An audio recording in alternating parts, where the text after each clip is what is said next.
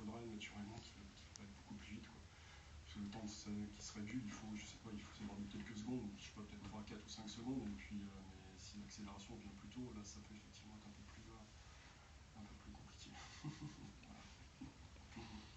Avez-vous déjà suivi des voiles rouges, gris ou noirs? Alors, voile noir, non. Alors, voile rouge, j'ai jamais eu la sensation d'avoir la vision, on va dire, vraiment voilà, avec une image un peu plus rougie. C'est peut-être le fait qu'en accélération négative, moi j'ai jamais subi plus de moins 3G, quoi, moins 3G5. J'imagine que, encore une fois, avec les monoplaces, là ils sont plus, ils peuvent aller jusqu'à moins 6G. Là je pense qu'effectivement ça doit être autre chose. Et le voile rouge, non. Le voile rouge, non.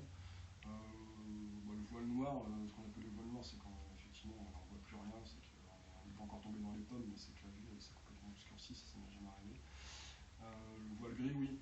Cette sensation d'avoir la vision, vision périphérique qui voilà, l'impression de voir plutôt dans un tunnel, et on sent qu'effectivement c'est assez bizarre. Mais encore une fois, ça dure pas longtemps. Ça dure pas longtemps, donc voilà. Mais bon, ça c'est plus. Enfin, après, le fait de voiler, le voile noir, ça peut. Bon, c'est dû forcément des accélérations, comme je vous dis, mais c'est important aussi, c'est tout ce qui est. Enfin, pas forcément la condition physique propre de la personne, mais tout ce qui est lié à la fatigue, tout ça joue pas mal. Le fait d'être fatigué, ça, c'est pas très très bon, quoi. On a tendance à voiler un peu plus facilement. Y a-t-il des tests à subir pour savoir si on est apte à la voltige, en plus du test pilote? Non. Alors, à moins que ça ait changé là, mais quand j'en faisais, non, rien de particulier. Après, c'est le bon sens, quoi. C'est pas quelqu'un qui va s'inscrire dans un club pour faire de la voltige. Bon, s'il a des soucis cardiaques qui lui permettent quand même de voler, on va dire naturellement, bon, voilà, il n'en fera pas, je pense. Il n'y a pas de. À mon sens, il n'y a pas de. Parce que je sais, il n'y a pas de test. En tout cas, voilà. Alors, mais c'est différent.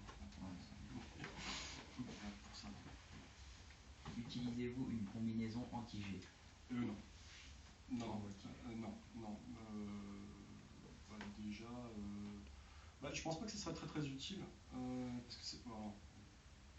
Ce que je peux savoir, effectivement c'est utilisé pour les pilotes de combat, mais encore, comme je vous l'ai dit au début, les accélérations dans les avions de combat, c'est des accélérations qui sont très très longues, qui peuvent durer forcément 15, 20, 30, 40 secondes.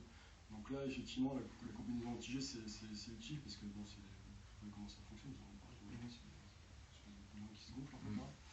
En fait, ça empêche le sang de descendre trop dans la partie inférieure du corps. En voltige, que ce soit au niveau où je faisais là, même niveau où les accélérations sont beaucoup plus importantes. En fait, les accélérations sont importantes mais brèves. Donc je pense pas que ça serait très utile en fait. Et puis en plus, ça doit être un peu chiant à porter. Ouais. Donc voilà, donc non. Y a-t-il des conséquences à long terme de la pratique de la voltige? Ben, je crois pas. En fait, encore une fois, celle-ci, je pense qu'ils s'en sortent aussi. Mais je pense pas. Non, il y a des très très vieux pilotes qui font encore de la voltige, à plus de 70, 75 ans. Non, c'est vrai, donc il n'y a pas de. Non, tant que le cœur fonctionne bien, il n'y a pas de conséquences, que ce soit neurologiques ou même au niveau de la vue, parce qu'on pourrait s'inquiéter sur le fait qu'effectivement, quand on parle de voile rouge et tout, c'est quand même. Parce que, ouais, des fois, il peut y avoir des petits. Ça m'est jamais arrivé, mais encore une fois, ceux qui font des voltiges au haut niveau, ils parlent parfois effectivement d'avoir des petits vaisseaux qui claquent en fait, donc ils ont les yeux un peu rouges, mais voilà, comme ça se remet assez facilement, donc il n'y a pas de. Je pense pas qu'il y ait de conséquences, en tout cas j'en ai jamais entendu parler. Bon, on va revenir un petit peu. À qui est réservée la voltige? À qui? J'ai pas compris. À qui est réservée la voltige? À tout le monde. Voilà. À tout le monde, vraiment tout le monde. Non, encore une fois, c'est vraiment ouvert à quasiment tout le monde. Ça, il n'y a pas de souci. Quelles sont les différences entre G positif et G négatif? Alors, les différences. Au niveau sensation,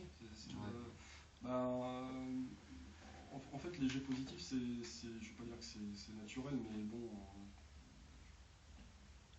voilà, c'est quelque chose qui est, à mon sens, je ne vais pas dire plus agréable, peut-être moins désagréable que les jets négatifs. C'est vrai que le fait d'avoir la tête en bas, même on va dire, sous un jet, en fait, au bout d'un moment, c'est pas forcément, c'est un peu chiant, quoi, donc quand ça arrive sur quelques secondes avec voilà, on a la sensation de peser 3 fois plus mais la tête à l'envers, ça fait un peu bizarre, quoi.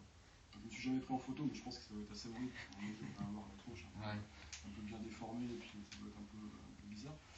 Mais je peux pas dire que ce soit désagréable, les jets négatifs, mais il faut pas que ça dure trop longtemps quand même. Voilà, faut pas que ça dure trop longtemps. Donc voilà, après les différences. Je sais pas ce que je peux dire de plus par rapport à ça. Enfin, quelles sont les figures de voltige qui vous font subir le plus de G? Alors,